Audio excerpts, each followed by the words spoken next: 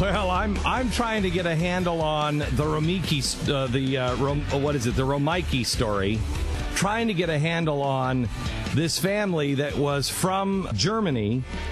The Justice Department wanted them out because they were homeschooling their children in Germany, and what they really needed was to be able to do that. And in Germany, it is against the law. And so they had their children taken from them, and then they decided to emigrate to the United States. They did it the right way. They came over here. They asked for asylum. They were granted asylum, and then as soon as the president got in, then all of a sudden it was a problem for Eric Holder. And the Justice Department decided to challenge that. And so here we had a hardworking family that came in. They bought a house. They were working. They were not living on the backs of others. They were actually raising their kids the right way. They're smart. They're intelligent. They are well educated. It's everything you want. They love this country because it is the land of the free. And what happens? The government comes in and says, we're shipping you back because there is no universal right. There is no parental right to be able to raise your own kids and school your home kids. Homeschooling is not a universal right. This went all the way to the Supreme Court. It's been going on now for 4 years, I think. 4 years. The Supreme Court decides that they are not going to take the case of this family, but they are going to take the case of another religious freedom. And that religious freedom is, can a convicted murderer, a convicted killer, keep his beard because he's Muslim?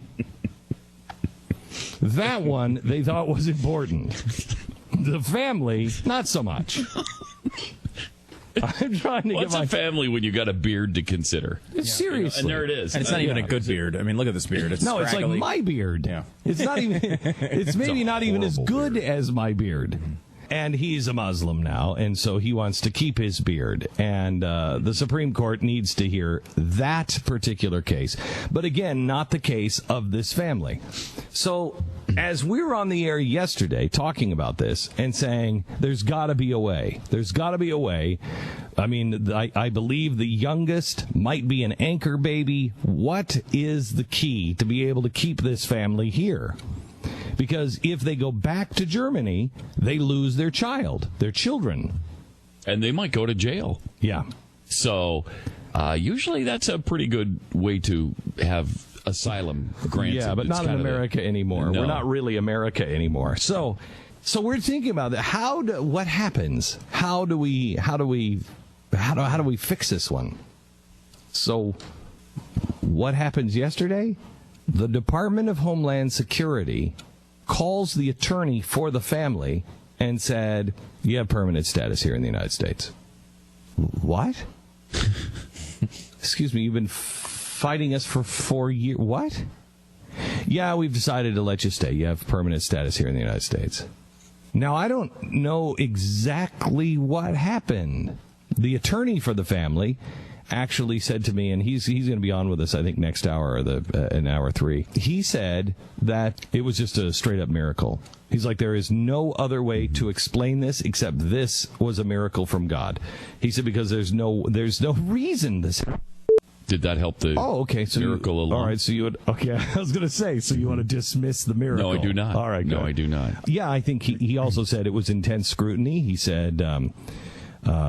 His organization banded together, our audience banded together. So here's 2 stories now that because you are an audience and you're an active audience, here's 2 stories that you have changed the course on. Jeffy brought up a mildly coherent thought in the break, which was... No, that's not possible. I mean, That's not possible. I said That didn't mildly. happen. It was What very have you mild. done with Jeffy? Who are you and what have you done with Jeffy? Which is, is it possible that they think, all right, this family, they're fine. We don't really care about them. We don't like the fact that there's all this scrutiny on this one family, but we do want to get the precedent set in the Supreme Court first before we say, all right, Yes, like it's that. I think that's what it is. I think that's what it is. Now they can kick out. Although they didn't set any precedent, they just chose not to hear the case. They did say that the beard was more important. Well, the beard is critical, and we're going to get that precedent set. But we don't know. Frankly, they didn't. This doesn't say anything. No.